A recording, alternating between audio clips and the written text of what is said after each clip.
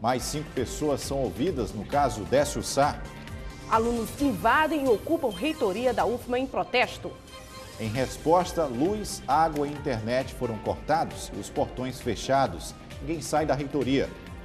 Detentos em greve de fome no Maranhão, situação acaba dando abertura para presos aproveitarem para fugir. PEC 37 é discutida na Assembleia Legislativa. E hoje é dia do bloco tradicional. Tudo isso e muito mais. Agora, no Maranhão acontece.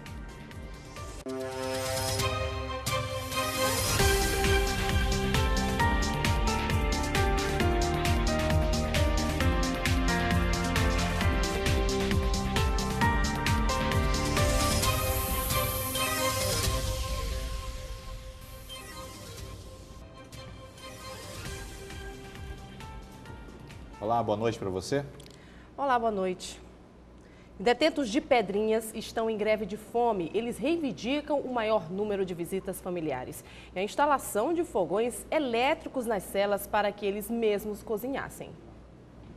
A greve de fome teve início após a Secretaria de Justiça e Administração Penitenciária transferir mais de 170 presos do Centro de Detenção Provisória para o Presídio São Luís II. A princípio eles vieram, esse bloco do PSL2 vieram do CDP, que encontrava-se na rotina aberta, em razão das grades que estavam todas quebradas e estão quebradas e nós estamos entrando em reforma, e foram para uma unidade fechada. E com isso não puderam entrar com alguns materiais que foram barrados pela segurança interna prisional. E aí, pelo movimento de reivindicar esse material, a volta desse material, a entrada desse material, eles utilizaram como meta a greve de fome, objetivando a possibilidade de haver essa concessão. Após 48 horas de greve de fome, os detentos resolveram pôr fim ao protesto na noite de ontem, sob a ressalva de ter algumas das reivindicações atendidas pela CEJAP. Comidas enlatadas, ela passaria a entrar, mas não enlatado, abria-se lá fora as latas, abriciam as latas lá fora e entrava apenas em natura. Né? Um exemplo é tipo sandália havaiana, que é o básico, alguns itens de alimentação em especial. E a questão da visita também, com relação à questão da mudança de horário de visita, mas sem estender, para não evitar uma injustiça com outros presídios e outros penitenciários. Entre as reivindicações não atendidas está a instalação de fogões elétricos para que os próprios presos pudessem fazer as suas comidas. A greve de fome realizada no Presídio São Luís II revela histórias como a de Dona Diana, cujo marido está preso há 2 meses sob acusação de associação ao tráfico de drogas. Com medo de sofrer represálias, ela prefere não ser identificada. Dona Diana, como é a situação do seu marido lá no Presídio São Luís II?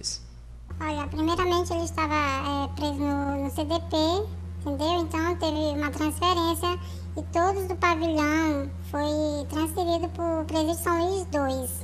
Então, depois que ele foi transferido para lá, teve umas modificações a respeito da alimentação, que eles diminuíram a quantidade, até mesmo porque a gente leva alimentos não só para a pessoa da nossa família, mas para outros que não recebem visita, entendeu?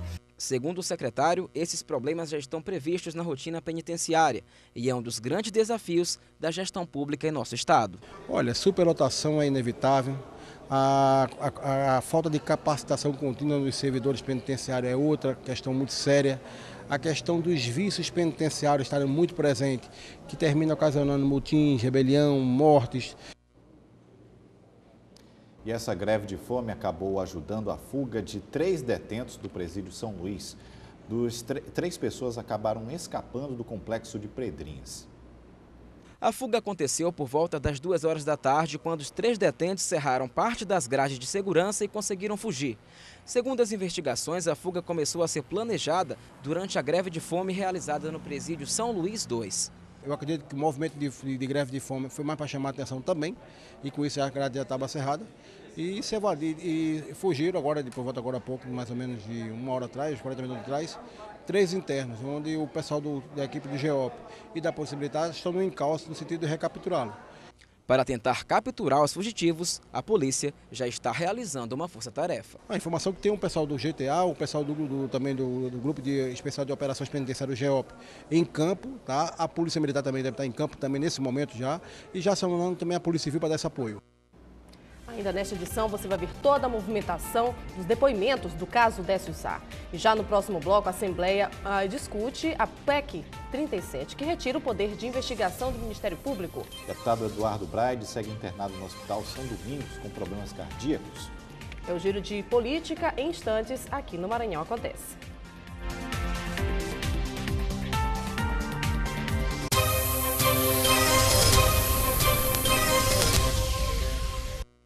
Já estamos de volta e agora com os fatos políticos do Maranhão.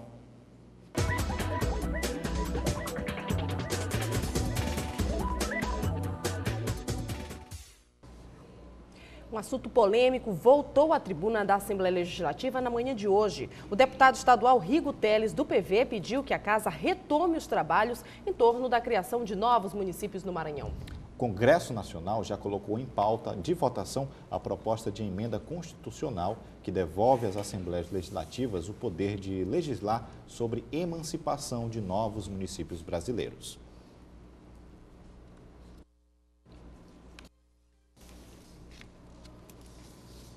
E no giro de notícias políticas, o repórter Joelson Braga esteve na Assembleia Legislativa e na Câmara Municipal trazendo as informações do dia.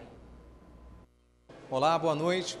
Na sessão de hoje na Assembleia Legislativa, até parece um replay do que vem acontecendo nos últimos dias. O deputado Raimundo Coutrin usa a tribuna para se defender e para pedir a instalação da CPI da agiotagem.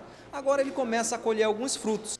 O deputado Raimundo Coutrin voltou à tribuna da Assembleia nesta quarta-feira para pedir aos colegas de parlamento que assinem o requerimento para a criação da CPI da agiotagem.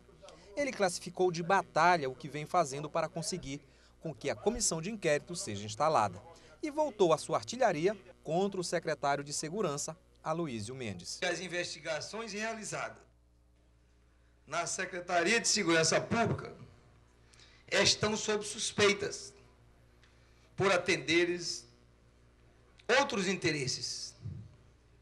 Interesses que dizem respeito à vingança pessoal do senhor Aloísio Mendes contra a minha pessoa, talvez por ter criticado sua gestão desastrosa no combate à violência que amedronta o povo do nosso estado. Os deputados ouviram atentamente o clamor. Não houve apartes. O deputado Raimundo Coutrin é suspeito de envolvimento na morte do jornalista Décio Sá e no crime de agiotagem e pede para ser investigado até pela Comissão de Ética da Casa. Mas até agora não houve manifestação sobre o caso. Enquanto isso, o Coutrin aproveita a tribuna para ir fazendo a sua defesa. E hoje conseguiu mais uma assinatura. O deputado Carlinhos Amorim assinou a criação da CPI da agiotagem. Insisto na instalação da CPI da agiotagem. Insisto na convocação da Comissão de Ética. Insisto na aprovação de todos os requerimentos por mim apresentado a esta Casa, acerca da morte de Décio Sá e suas implicações. Aqui na Câmara o clima esquentou e os ânimos são outros. Depois de tantas acusações ao prefeito Edivaldo Holanda Júnior, sem que ninguém o defendesse, hoje alguns vereadores levantaram a voz em favor da gestão Edivaldo Holanda Júnior. Mas o tema cultura voltou a dominar a pauta. A sessão começou, mas logo em seguida foi suspensa por 30 minutos. Os vereadores foram à sala da presidência discutir uma mensagem enviada pelo prefeito Edivaldo Holanda Júnior, onde é pedido remanejamento orçamentário de 12 milhões de reais do Fundo Municipal de Cultura para a Fundação de Cultura. O problema é que na segunda-feira o prefeito vetou a criação da Secretaria de Cultura e o dinheiro do fundo era justamente para a criação da pasta. O único vereador que não participou da reunião foi Fábio Câmara. Ele permaneceu o tempo todo no plenário e disse que foi até convidado para a reunião, mas preferiu analisar a mensagem sozinho. Eu fui convidado para a reunião, mas só que eu já estava sabendo do assunto e vim estudar um pouco a matéria aqui no plenário. É uma mensagem que o prefeito mandou, mas a reunião está acontecendo e eu fui convidado sim. Foi justamente Fábio Câmara e Edmilson Jansen quem protagonizaram um momento quente na sessão. Câmara atacava o governo, Jansen defendia. Na próxima segunda-feira, os vereadores irão analisar o veto do prefeito à Secretaria de Cultura. Eles podem tanto manter o veto quanto derrubá-lo. Aí, caberá ao presidente da Câmara autorizar a instalação da secretaria. Tem governistas acreditando que o veto será derrubado. Eu acredito que o veto será derrubado. Sinceramente, a impressão que eu tenho visto, acho que muito mais contaminado pelas conversas de bastidores. Na próxima segunda-feira, quando será analisado e votado o veto do prefeito aqui na Câmara, grupos folclóricos da capital prometem uma grande manifestação, uma espécie de São João antecipado em favor da Secretaria de Cultura. Eu volto com vocês. Obrigado, Joelson. E na tarde de hoje, uma audiência pública na Casa Parlamentar discutiu a PEC 37, proposta que deve retirar o poder de investigação do Ministério Público e favorecer as forças policiais. Informações com Jairo Martins. Pois é, as discussões sobre a PEC 37 continuam no Maranhão. Dessa vez, a audiência pública foi solicitada pela deputada estadual Elisiane Gama, que é presidente da Comissão de Direitos Humanos e Minorias. A votação da PEC 37 traz duas vertentes. A primeira seria do Ministério Público, que está em campanha contra a aprovação da proposta, que dá às polícias federal e estaduais a atribuição exclusiva de investigar crimes, impedindo o Ministério Público, a Receita Federal e o Tribunal de Contas, entre outros órgãos, de também investigar. Por outro lado, a Polícia Federal e alguns políticos que são a favor da aprovação da PEC, pois, segundo eles, ela apenas reafirmaria o que já existe na Constituição, onde se diz que investigação de crimes é exclusividade constitucional da Polícia Judiciária. Enquanto a PEC 37 não for votada, ainda teremos muitas discussões. Jairo Martins, para o Maranhão Acontece. E hoje, no quadro de entrevistas, vamos falar sobre a legislação municipal de São Luís, problemas e soluções para situações da vida do ludovicense. Recebemos o vereador Marquinhos, do PRB, que retirou o nome que integra as investigações sobre o programa Bom Peixe na Câmara Municipal. Boa noite, vereador. Seja bem-vindo ao Maranhão Acontece. Agora, por que a retirada do nome dessa CPI, que é a primeira CPI da Câmara Municipal, que tinha tanta força? Boa noite. Boa noite. Eu tirei meu nome da CPI, da comissão, na verdade, porque quando foi instalado, quando se discutiu a criação da CPI, houve um pré-acerto, uma pré-conversa, no sentido da gente ficar como relator da comissão, né? E um grupo de vereadores, de colegas vereadores, isso foi tratado, e no desenrolar da CPI, quando se instalou a CPI, colocaram uma outra pessoa para ser o relator. Então, eu não gostei da posição e pedi e me retirei da comissão. O vereador não prejudicaria, então, o trabalho da CPI? Isso acho que não tem relevância? Não vai prejudicar. Eu acredito que se realmente a CPI, se a comissão que foi instalada, os membros tiverem mesmo com o intuito de averiguar as irregularidades que alega-se que ocorreu na gestão anterior, a comissão ela tem um poder para investigar, para buscar de fato essas informações e no final apresentar para a sociedade se realmente houve desvio de recursos públicos, se houve desvio de conduta do secretário anterior ou não. Agora, vereador, com relação a uma outra situação aqui na cidade, que é o transporte público da capital, qual a sua avaliação? Aonde a prefeitura está acertando, aonde a prefeitura está errando, para que a gente possa ter um serviço a contento? Olha, no momento a prefeitura não está acertando nesse ponto, nesse aspecto. Porque todo ludovicense sabe a situação que se encontra o transporte coletivo da nossa cidade. Precário, né? Você vê nos bairros os ônibus rodando, assim, ônibus bem velhos, sucatas na verdade, transportando pais de famílias, trabalhadores, estudantes. E é uma situação que, no meu ponto de vista, não pode mais se agravar, uma passagem cara e um serviço de péssima qualidade. Então, eu acredito que o prefeito Edivaldo Holanda ele tem que urgentemente fazer alguma coisa para resolver essa situação, porque não dá para o povo continuar sofrendo. Às vezes espera 1 hora, 1 hora e meia, 2 horas numa parada de ônibus. Em qualquer canto da cidade, se você for para a zona rural, para a área Taquibacanga, a região Cidade Olímpica, Cidade Operária, Turu, Luizão Divina, enfim, todos os cantos coroadinhos, você vê o transporte da cidade está bastante precário. O senhor, como presidente da Comissão de Transporte da Câmara, como o senhor pode ver o trabalho da Câmara contribuindo para o transporte, inclusive podendo evitar essa possível greve que bate a porta aí do ludovicense? Na verdade, eu sou relator da Comissão de Transporte. O presidente é um outro colega vereador. Assim, nós, enquanto vereador, enquanto relator da comissão, nós estamos provocando essa situação. Já houve uma audiência pública na Câmara Municipal com a secretária Miriam Aguiar E lá a gente discutiu essa questão da falência, inclusive eles alegam que o sistema faliu. E nós estamos, inclusive, propus agora, que o prefeito, até que resolva essa situação de uma vez por todas, que ele autorize a cidade de rodar vans e rodar micro-ônibus, porque não dá para o povo continuar sofrendo, sendo humilhado, esperando, andando tipo animal dentro de um carro, um ônibus às vezes com 200 pessoas, 150 pessoas, assim, é uma situação difícil. Então, nós estamos cobrando lá na Câmara Municipal constantemente ações nesse sentido de melhorar o transporte coletivo de São Luís. Recentemente tivemos manifestações na área da Vila Luizão, Parque Vitória. O senhor participou desse momento de discussão? O que ficou definido, o que ficou acertado a favor da população? Olha, nós participamos, inclusive lá na região Turu, Luizão, Semar, houve uma manifestação. A secretária que está aí, eu tenho um posicionamento com relação ao trabalho dela, que do meu ponto de vista até agora ela não mostrou de fato para que ela está como secretária, não se vê uma ação dela no sentido de melhorar o trânsito e principalmente o transporte coletivo.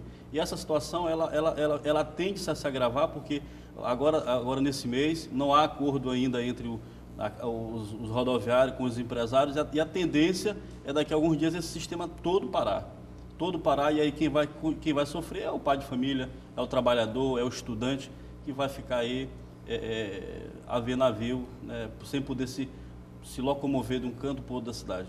Infelizmente, nosso tempo acabou, a gente tem ainda muito assunto, VLT e muitos outros mais em relação, inclusive, à sua região, onde o senhor milita. Agora, a gente agradece, então, a sua presença aqui no Maranhão Acontece. Obrigado, estou à disposição. Muito obrigado, vereador. Boa noite. Obrigado. E a Justiça Maranhense decidiu suspender o bloqueio de bens do ex-prefeito de São Luís, João Castelo. Além dele, quem recebeu o benefício foi a empresa de pavimentação asfáltica, Pavetec Construções Limitada. A decisão foi atendida depois de um recurso apresentado pelos advogados de Castelo e da empresa. As alegações do ex-prefeito e da Pavetec justificam que, na época, o município executou o contrato sob a justificativa de estado de calamidade pública, decorrente do alto nível de chuvas na cidade. As apurações ainda vão seguir por parte do Ministério Público do Estado. E veja a seguir, Biblioteca Pública Benedito Leite será reinaugurada amanhã. Veja também, estudantes da UFMA ocupam prédio da reitoria e ficam presos no local. Todos os detalhes em instantes.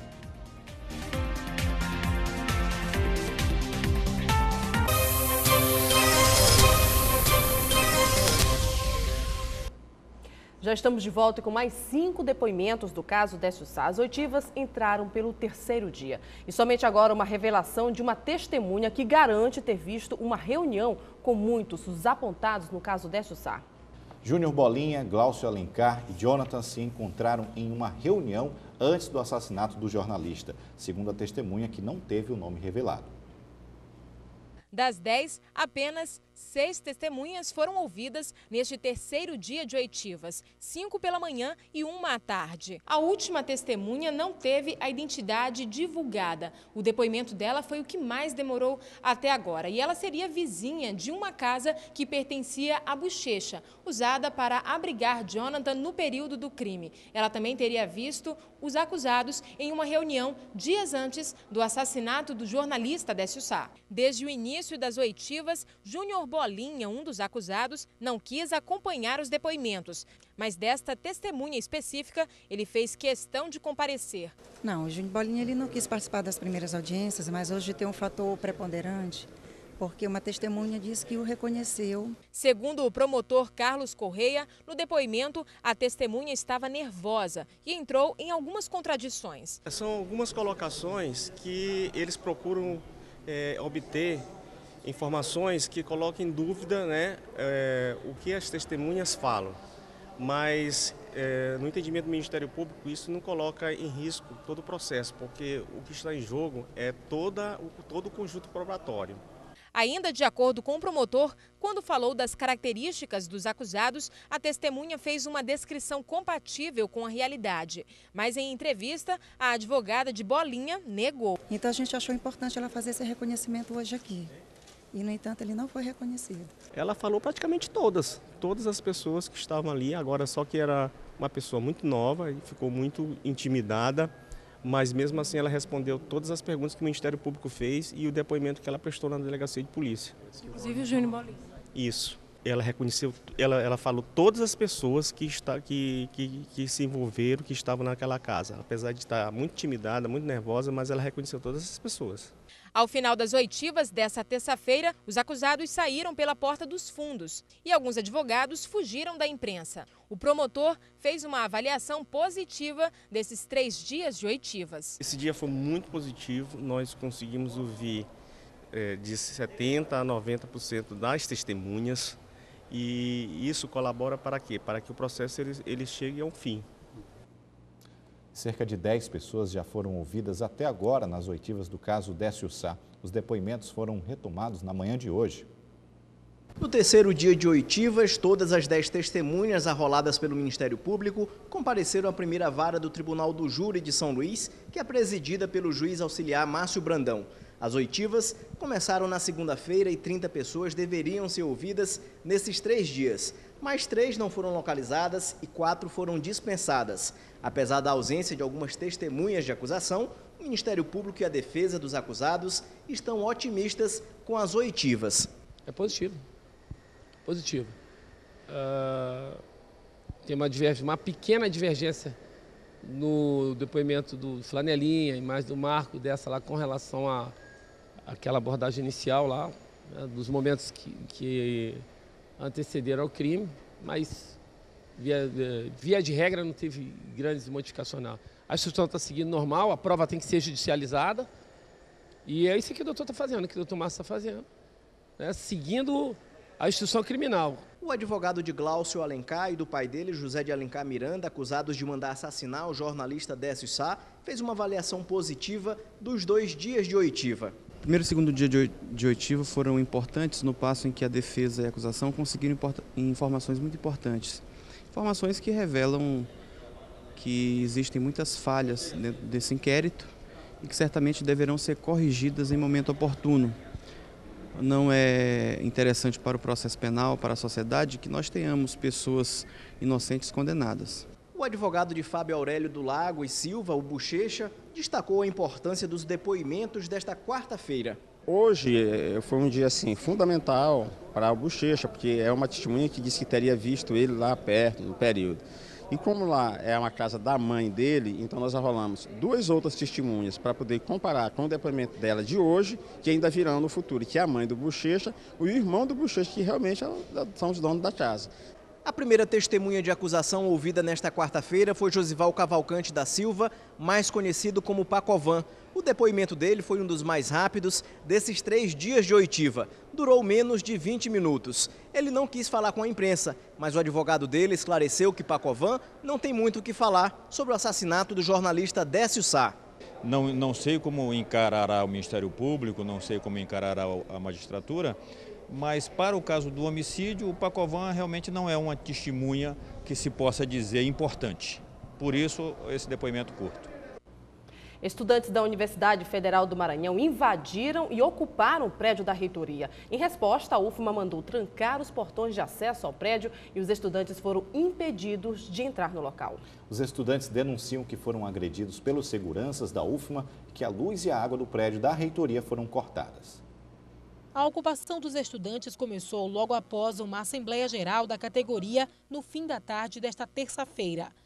No tumulto, este estudante conta que foi agredido pelos seguranças da UFMA. Ontem à noite, em um dado momento, a gente tentou entrar até na sala do reitor. Foi quando eu coloquei o meu braço no portão e o segurança desferiu vários golpes de cacetete, várias vezes me chutou. Nesta quarta-feira, pela manhã, os portões foram fechados pelos seguranças. Quem chegou em seguida ficou impedido de entrar no prédio. Eu aproveitei um descuido da segurança e consegui entrar pelo prédio da reitoria e fiz algumas imagens pelo celular. Mas o meu cinegrafista, alguns colegas da imprensa e estudantes permanecem do lado de fora sem poder entrar. Na sede da reitoria, os estudantes armaram um acampamento com barracas e colchonetes. Dezenas de faixas e cartazes foram pregados nas paredes. tudo monitorado atentamente pelos seguranças da UFMA. Este professor também ficou preso com os estudantes em apoio à manifestação. Então eu acho que o gestor máximo dessa instituição já deveria ter mandado alguém para conversar com o aluno, dialogar, ver as possibilidades que sejam ou não possíveis de resolver no primeiro momento e que continue as negociações. Agora deixar os alunos aqui como se estivessem em cárcere privado, trancando os portões do prédio, não deixando eles terem acesso a banheiro, cortando energia, cortando internet, cortando água, aí eu acho uma injustiça, porque os alunos são o principal cliente dessa universidade. Entre as reclamações dos estudantes se destacam a precariedade na assistência estudantil, as condições da casa universitária, além de outros benefícios para a categoria, que são exigidos há 6 anos. A gente está aqui numa ocupação pacífica por direitos à assistência estudantil que a gente não tem. Essa é uma universidade federal pública e não oferece um serviço de qualidade para os estudantes. A nossa pauta de reivindicação é a mesma desde 2007. Nós estamos pedindo que a casa dos estudantes que foi construída aqui dentro do campus seja entregue, né? Porque desde 2007 até hoje, parece-me que já foi gasto quase 2 milhões de reais e até hoje a casa não foi entregue. Em nota, a reitoria da UFMA disse que vai suspender suas atividades até que as condições de acesso e de trabalho estejam garantidas. Os manifestantes não estão impedidos de entrar ou sair do prédio da UFMA. A UFMA informa também que a luz no prédio da reitoria já foi normalizada, a mesma não havia sido cortada. Houve um problema dentro dos geradores de energia no campus da UFMA e que a decisão de trancar os portões foi para evitar que mais estudantes invadissem o prédio. A universidade considera a ocupação dos estudantes um desrespeito à comunidade acadêmica, além de um ato abusivo contra o patrimônio público e considera que a Assembleia Geral dos Estudantes, que decidiu pela ocupação da reitoria com cerca de 100 alunos, não possui legitimidade para decidir por uma comunidade acadêmica de quase 50 mil estudantes. Depois de uma ampla e demorada reforma, a Biblioteca Pública Benedito Leite voltará a funcionar amanhã. A reinauguração será realizada às 11 horas da manhã pela governadora Rosena Sarney e pela secretária de Estado de Cultura, Olga Simão. A Biblioteca Benedito Leite, uma das mais antigas do país, foi totalmente reformada, ampliada e modernizada. As obras de recuperação totais do prédio custaram aos cofres públicos do Estado cerca de 7 milhões de reais. Entre as melhorias foram feitos a substituição do telhado e ampliação do anexo, onde funciona a Biblioteca Infantil Viriato Correia, além de troca das instalações elétricas, hidráulicas, sanitária e da rede lógica. O prédio também ganhou novos espaços, todos climatizados, com tecnologia de ponta e acessibilidade a pessoas com necessidades especiais. E no próximo bloco você vai ver que a Prefeitura de São Luís já iniciou a fiscalização nos ônibus da cidade. Quem estiver utilizando o benefício de maneira correta estará livre das penalidades. Mais detalhes daqui a pouco.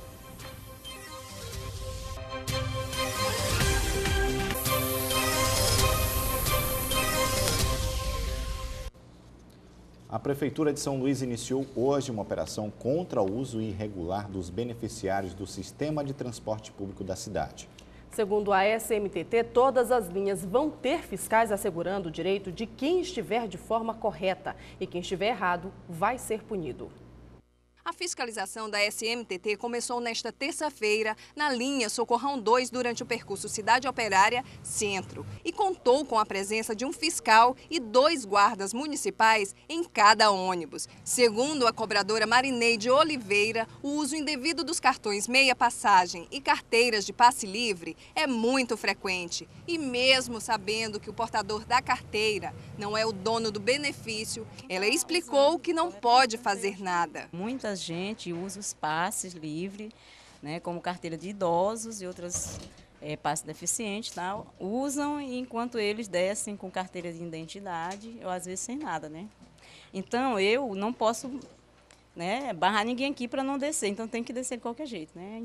O uso indevido é tão frequente que a nossa equipe registrou 2 flagrantes poucos minutos depois que embarcamos no ônibus. Este motorista aprovou a fiscalização e afirmou que a iniciativa ajuda a evitar tragédias como a que aconteceu no ano passado. Vai inibir muitas pessoas que fazem uso do passe livre indevido, entendeu? Inclusive, ano passado nós tivemos nosso parceiro da empresa Taguatu, que foi assassinado em virtude dele ter pedido o passe livre e a pessoa que estava usando não era de direito e ele foi assassinado em virtude disso. A Secretaria Municipal de Trânsito e Transporte informou que a fiscalização vai ser realizada em todos os ônibus coletivos da cidade e também que não há tempo determinado para acabar. Os passageiros também aprovaram a iniciativa. Eu acho que o passe livre deve ser usado àqueles que realmente merecem, que têm direito. A CAEMA e a Justiça do Maranhão estão trabalhando em conjunto para agilizar impasses judiciais envolvendo consumidores. A medida agiliza a solução de problemas antigos. E através do telejudiciário, o consumidor que quiser agendar uma audiência e resolver problemas judiciais com a CAEMA ainda tem tempo. Há aproximadamente um ano, esta funcionária pública tentava resolver o problema do consumo da água que estava causando prejuízos, pois era contabilizado errado. No mês passado, ela entrou com uma ação contra a CAEMA. Mas antes que a ação tramitasse na Justiça, Gisele conseguiu um acordo com a companhia e saiu satisfeita.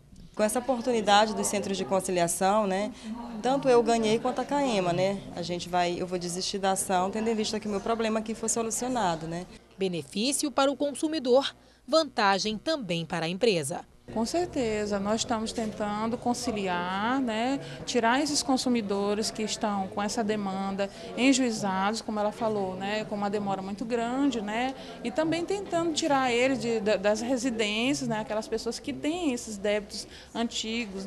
Até o próximo dia 13, estão agendadas 73 audiências no Centro Judiciário de Solução de Conflitos e Cidadania do Tribunal de Justiça do Estado, que funciona no Fórum Desembargador José Sarney.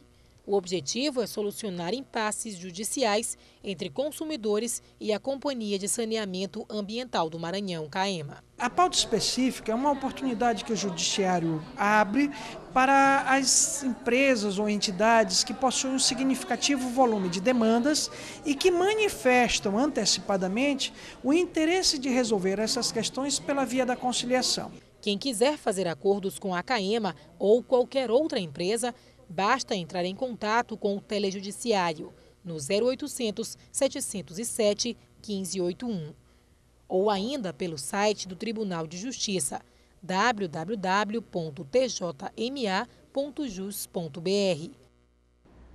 E hoje é comemorado o Dia Municipal do Bloco Tradicional. E para celebrar a data, alguns blocos realizaram cortejos pelas ruas da cidade.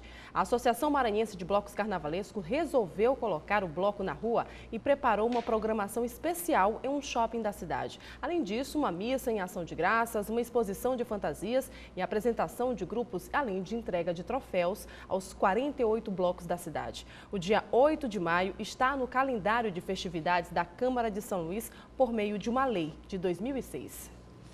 O Maranhão Acontece de hoje fica por aqui. Para você rever as reportagens da edição de hoje, acesse nosso site tvguará.com.